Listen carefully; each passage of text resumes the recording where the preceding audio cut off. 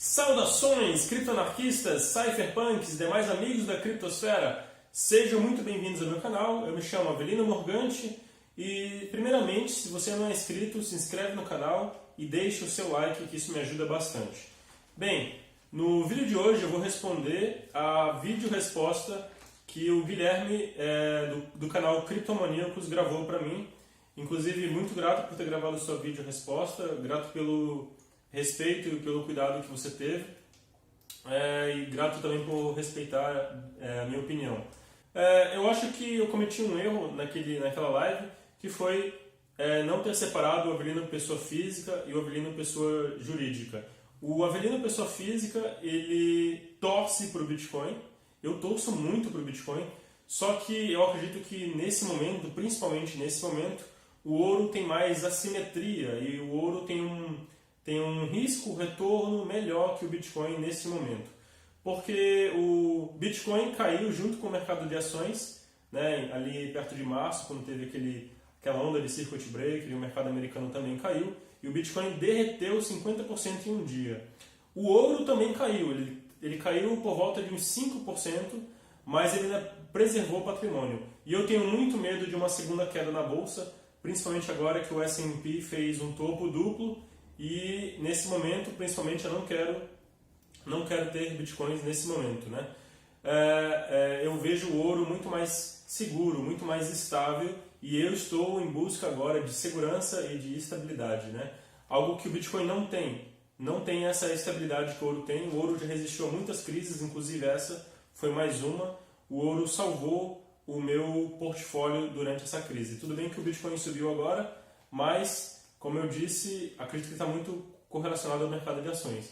Agora, eu não nego todas as características positivas do Bitcoin, como a divisibilidade, a portabilidade, a transferência, e provavelmente eu poderia utilizar Bitcoin no futuro, buscando essas características, principalmente a transferência, por exemplo, se acontecer alguma coisa com o país e eu posso simplesmente sair do país.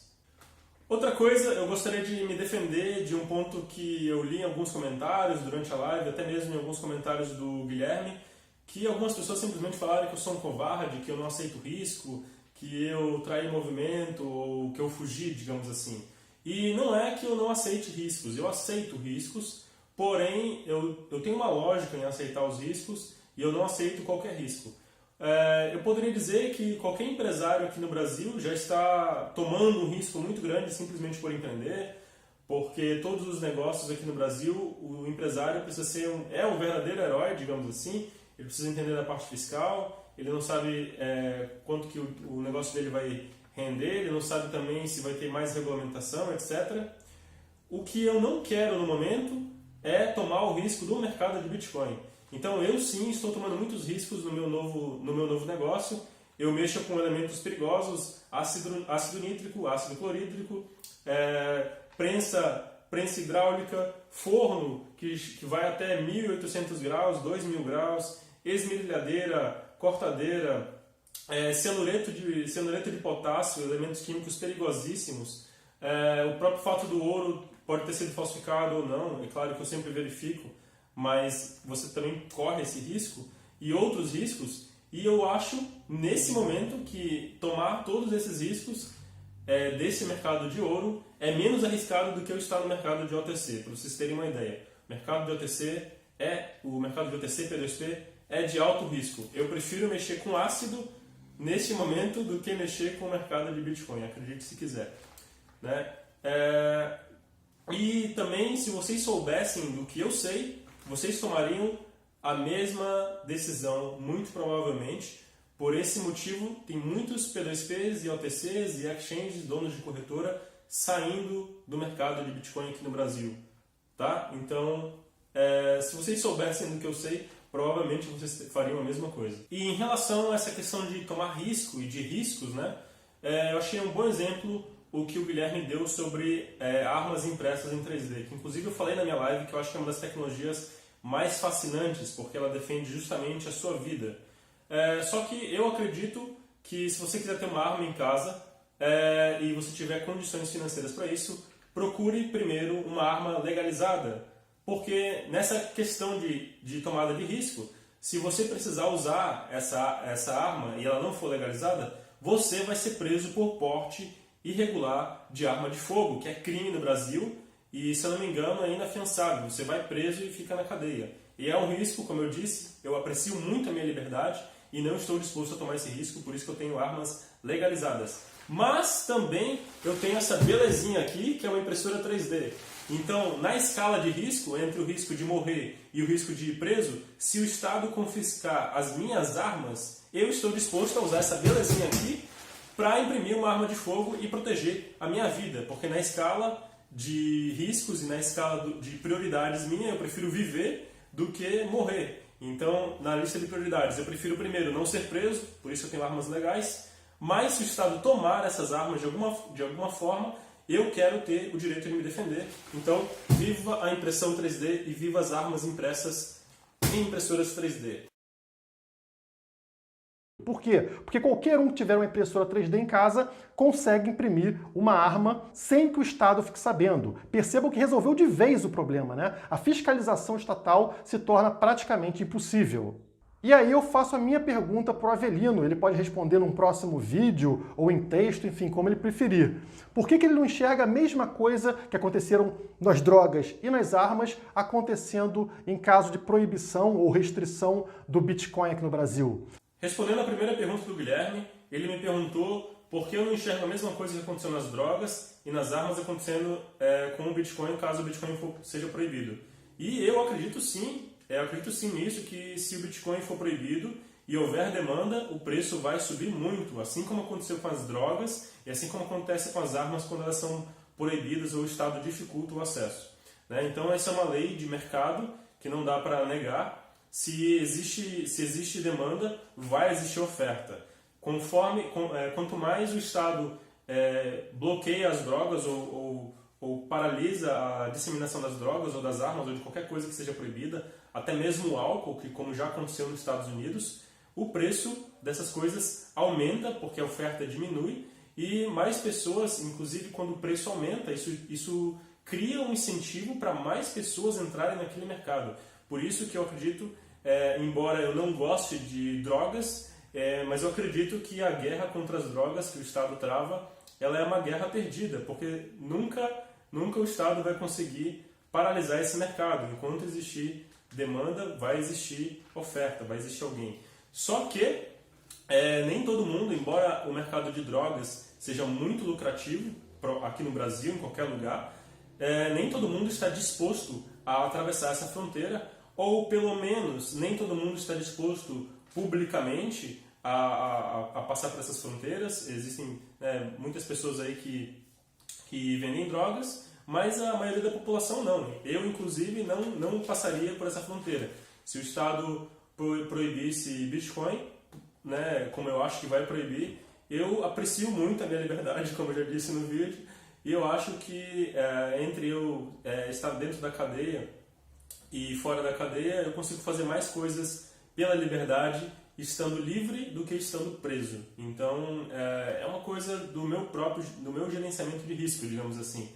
Como eu acredito que o Estado vai atrás das criptomoedas, já tem donos de corretora sendo preso, como o CEO da BitMEX. Aqui no Brasil vai acontecer a mesma coisa. Muita gente desse mercado P2P, OTC, de Bitcoin, vai ser preso, negociam Bitcoin legalmente ou não, ou piramideiros e coisas assim, pessoas que cometem crimes. Então, faz parte do meu gerenciamento de risco ter saído desse mercado e ir para um mercado que atualmente é regulado, digamos assim.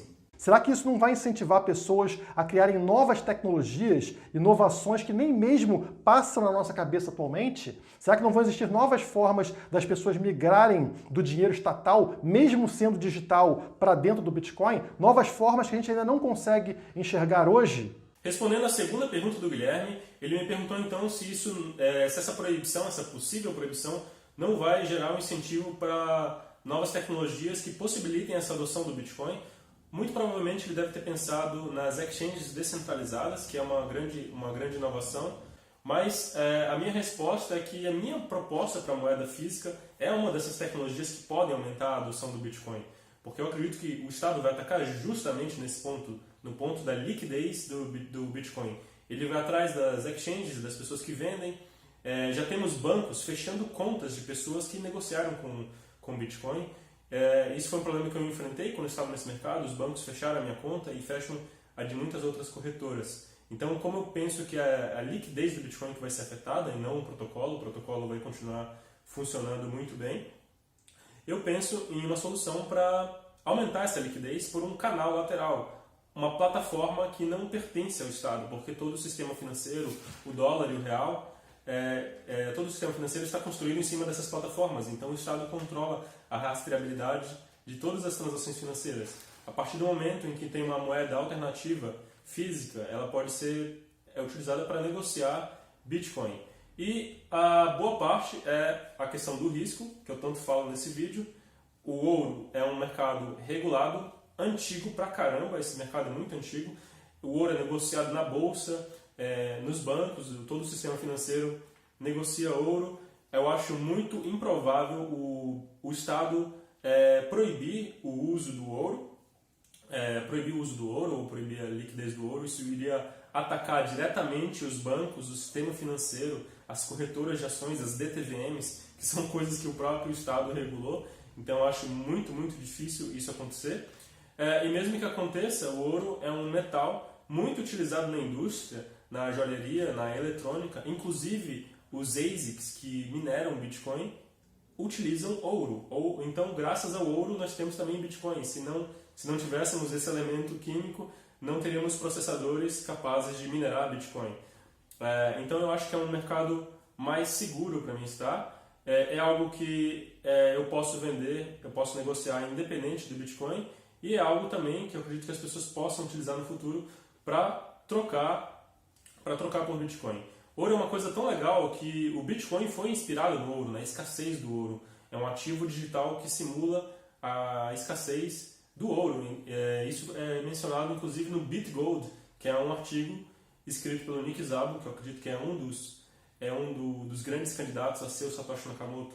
Ele falou isso no seu white paper. Eu tentei fazer com ouro. O quê? O BitGold, que é uma moeda muito semelhante ao Bitcoin. É a cara do Bitcoin, essa moeda. Mas o ouro, conforme o próprio Nick Szabo escreveu em BitGold, tem muitos problemas. Um desses problemas é a verificação. Porém, é justamente nisso que eu acredito. Eu acredito que esse mercado me oferece menos riscos e mais oportunidades de lucro, sem como é que posso dizer, riscos de eu ir preso ou que aconteça alguma outra coisa comigo, do meu negócio ser fechado ou de criarem muitas regulamentações e burocracias que eu não consigo atender. É um dispositivo eletrônico de ouro, digamos assim. Então a moeda é o próprio lastro dela. E eu chamo essa moeda de real, retorno do ouro, REAU, retorno do ouro. Então é isso que eu tô querendo fazer. Esse trecho mostra a genialidade e o empreendedorismo do Avelino. Ele sente a necessidade do mercado por um dinheiro físico que está desaparecendo, né? O papel moeda está desaparecendo, e ele, como empreendedor, percebe esse gap no mercado e resolve esse problema. Ou seja, vamos tirar então o dinheiro do Estado, que não quer ter papel moeda, e eu vou criar uma moeda física melhor que a do Estado, porque ela vai ser ouro, e qualquer um consegue verificar na própria nota. Então é genial, e é por isso que vocês não devem criticar o Avelino. O que ele está fazendo aqui é excelente, inclusive para o Bitcoin. Mesmo se ele sair do Bitcoin, como ele diz ter feito, é excelente, porque ele está tentando criar um meio de caminho para que você consiga ainda comprar Bitcoin, mesmo estando preso lá no Pix ou no real digital.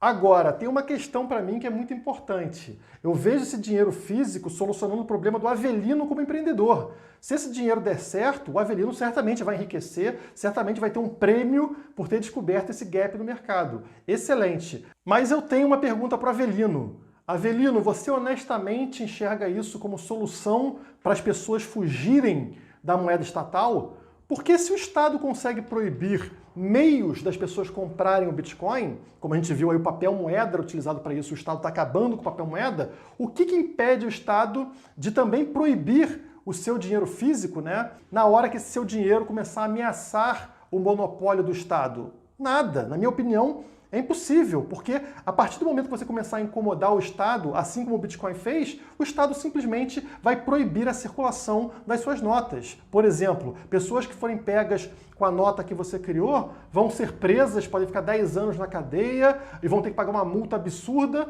Isso evita a circulação das suas notas e destrói completamente a chance do seu dinheiro dar certo. O Bitcoin ainda possui uma certa privacidade, um certo anonimato que dificulta a fiscalização estatal. Agora, um dinheiro que é físico não tem essas características. É muito mais fácil de ser fiscalizado. Ele pode dar certo enquanto não incomodar o Estado, assim como o Bitcoin fez nos seus 10 primeiros anos. A partir do momento que começar a incomodar, é fácil do Estado proibir a circulação da sua nota. Mas, claro, eu quero ouvir a sua opinião, Avelino, se você vê uma solução para isso por meio de um dinheiro físico, porque eu, sinceramente, não vejo. Sim, eu acredito honestamente nisso. Tanto que eu vendi a minha empresa em pleno lockdown forçado aí, ela faturava muito bem, né? Nós éramos um dos grandes players nesse mercado de Bitcoin aqui no Brasil. Eu vendi a minha empresa, abri outra empresa, estou investindo pesado nesse mercado de metais preciosos. Então, se eu não acreditasse, eu não faria nada disso, né? Então, eu acredito inclusive que essa pode ser uma das formas que as pessoas troquem Bitcoin por ouro ou Bitcoin por uma moeda muito melhor do que o real ou do que o dólar, porque seria uma moeda em ouro, ela não seria uma moeda inflacionável. E, inclusive, transações de ouro também são anônimas. Se eu entrego uma moeda para você, uma moeda de ouro, a gente faz isso numa sala como essa, por exemplo, sem câmera e sem nada, essa transação não deixa rastros, né? Isso é uma das coisas que o Bitcoin não é totalmente anônimo, ele é pseudônimo, porque se as pessoas não tiverem cuidado como elas negociam, como elas enviam o Bitcoin, com a rede que elas estão usando, com uma série de medidas de cybersecurity, elas vão ser rastreadas sim. Inclusive, os registros ficam na blockchain para sempre. Porém, uma transação de ouro é uma transação realmente anônima. Eu acredito, inclusive, que isso pode ajudar a eliminar os rastros de transações de Bitcoin. A partir do momento que essa pessoa pega Bitcoin, vende, troca por ouro e depois compra Bitcoin de novo, ela acabou aquele rastro, né? No mundo físico, é muito difícil o Estado proibir duas pessoas a transacionarem ouro no mundo físico, exceto se ele estiver nessa sala com armas, por exemplo, né? Então, acredito que ouro é uma maneira muito resistente. Inclusive, é por isso que traficantes de drogas, políticos, utilizam dinheiro físico, por essa capacidade do dinheiro físico de oferecer anonimidade, de oferecer ele não deixa rastros, exatamente por isso, ele não deixa rastros. Isso que é fantástico no dinheiro físico. E se tivermos um dinheiro físico de ouro, melhor ainda. Eu acredito que o Estado possa proibir a utilização dessa moeda, pode inclusive confiscar, destruir, incinerar, destruir igual ele faz com armas e drogas, por exemplo, né? Mas isso pode ser até benéfico, isso pode aumentar a adoção, a difusão, isso pode servir como marketing para mim. Inclusive, como você mesmo disse no vídeo, se uma coisa é proibida, o preço dessa coisa aumenta se existir demanda. Então eu posso ficar muito rico nesse processo, eu posso ganhar muito dinheiro se a minha moeda for proibida. Na verdade, se ela for proibida, talvez isso me ajude. E nesse caso, seria um risco que eu estou disposto a correr. Eu acho que esse risco é um pouco improvável, mas é um risco que eu estou disposto a correr. Se o Estado também proibir lâminas de ouro ou folhas de ouro, eu posso mudar o formato. Se o Estado proibir ouro, eu posso ir para prata, que inclusive não é regulada aqui no Brasil, não precisa declarar no imposto de renda que você tem prata, que é uma coisa muito boa. Se o Estado proibir prata, eu posso ir para as joias, eu posso ir para outro formato, né? E se o Estado proibir de todas essas formas, o que eu estou tentando fazer é justamente criar um padrão open source e open hardware para que haja outros emissores dessa moeda. Então, eu acredito que se o Estado fechar alguma dessas emissoras de moeda, da qual eu seria apenas um desses emissores, vão existir inúmeros outros. Né? É mais uma coisa para incomodar o Estado em relação ao dinheiro. Nós vamos ter Bitcoin e vamos ter as moedas físicas também.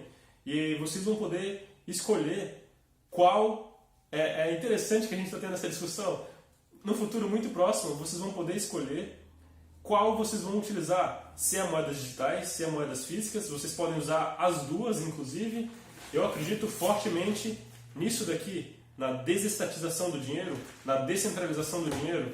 Então, isso é apenas uma ideia da qual acredito que essa ideia vai ser difundida e muitas pessoas possam entrar nesse mercado também de emissores privados de moeda, já que vai ser tudo open source e open hardware. E a mesma coisa que pode acontecer com a minha moeda, pode acontecer com o Bitcoin também. O Bitcoin, o Estado pode ir lá e fechar banco, fechar corretora, ir atrás de P2P e tal, prender pessoas. A mesma coisa pode acontecer com a minha moeda, com as moedas físicas, e eu creio que as pessoas ainda vão continuar usando essa moeda, igual acontece com as drogas, igual acontece com as armas. Na verdade, é mais uma coisa para incomodar o Estado, né? Eu posso, inclusive, emitir essa moeda de um outro país, um país que seja pró essa moeda e exportar para o Brasil, por exemplo, né? Agora, eu também tenho algumas perguntas para o Guilherme, que são referentes ao Bitcoin. São coisas que eu me pergunto e até agora não obtive resposta dentro da criptosfera.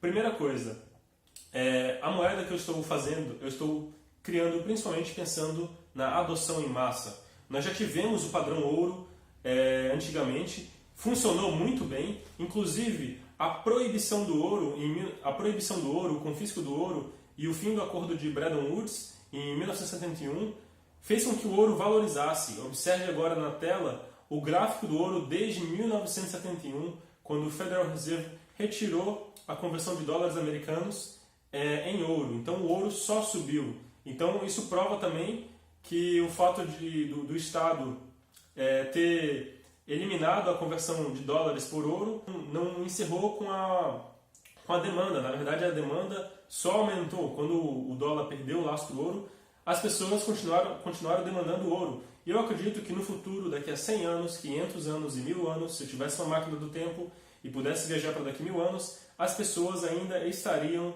utilizando ouro. O que eu não tenho tanta certeza em relação ao Bitcoin. Se eu viajasse para daqui a 1000 anos, se o Bitcoin continuaria existindo.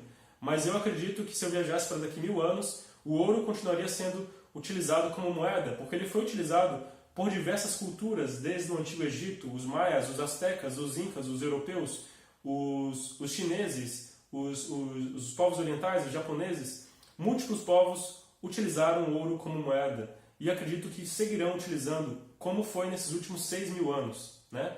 Então, a minha pergunta é: como que o Bitcoin vai provocar a adoção em massa? A moeda física, a minha moeda física baseada em ouro, uma pessoa analfabeta lá no Acre, sem preconceitos ou sem querer ofender as pessoas do Acre, mas uma pessoa num lugar mais humilde, no interior, sem internet, sem energia elétrica, ela vai conseguir utilizar a minha moeda física. Se acontecer alguma coisa com a internet ou com a eletricidade, ela vai conseguir utilizando. Como você espera a adoção em massa dessas pessoas nesses lugares afastados, na África ou no interior do país, ou no interior do Brasil? O meu ponto aqui é que eu enxergo o Bitcoin não mais como dinheiro. Eu enxergo o Bitcoin como câmbio. Ele é ótimo, excelente para transferências internacionais. Para você transferir para a China, para o Japão, para grandes pagamentos. É assim como eu imagino que o Bitcoin vai ser utilizado por empresas para fazer pagamentos, remessas de pagamentos mesmo. Inclusive, quando eu trabalhava nesse mercado de OTC, uma empresa chamada estava estudando o uso de Bitcoin para remessas de câmbio. Eu não nego que ele é ótimo para isso, mas como moeda, eu acho que esse não seria o forte do Bitcoin, principalmente como para você pagar o cafezinho, digamos assim. A minha outra pergunta, que também está relacionada à pergunta anterior, vem desse estudo de que o Bitcoin não é uma moeda, o Bitcoin é câmbio, o Bitcoin é um sistema para remessas de câmbio, um sistema de transferência, mas ele não é moeda, porque uma moeda, acho que eu estou lendo muito Hayek, uma moeda ela precisa ser estável, ela não pode ser uma moeda não pode ser inflacionária igual o Bolívar, porque senão os capitalistas, os empreendedores não conseguem alocar os recursos e as pessoas perdem poder de compra, né, com a inflação. E da mesma forma, a moeda não pode ser muito deflacionária como o Bitcoin.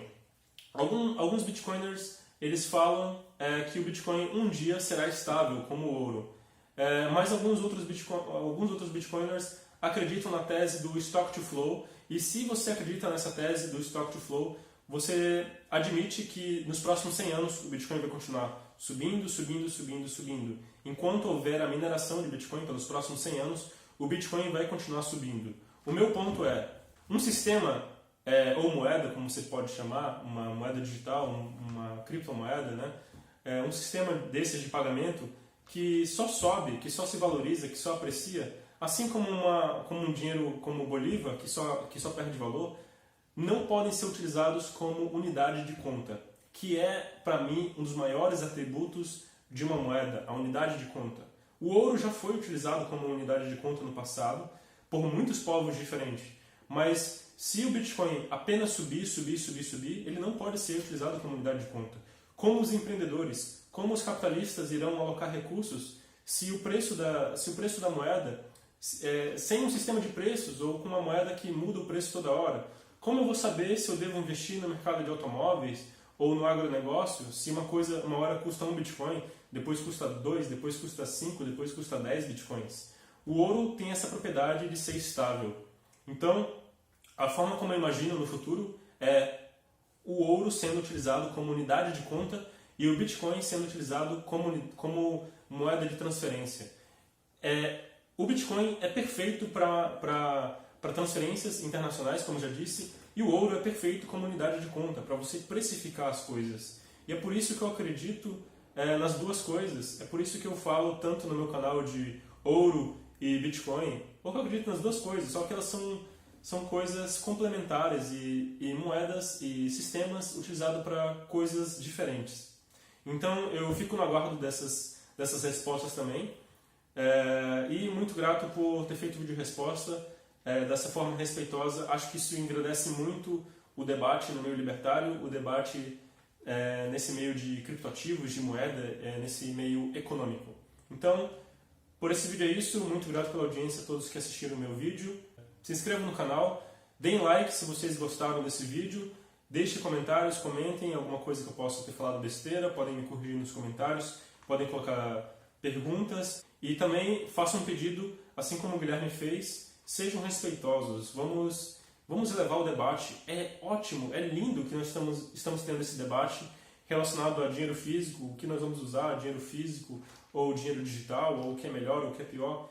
Esse debate é um debate que só tem a engrandecer a criptosfera brasileira, o mercado, o meio libertário, digamos assim. Então sejam respeitosos aqui no comentário, eu não vou tolerar palavrões, vocês podem discordar de mim, exponham seus argumentos e por esse vídeo é isso, tchau!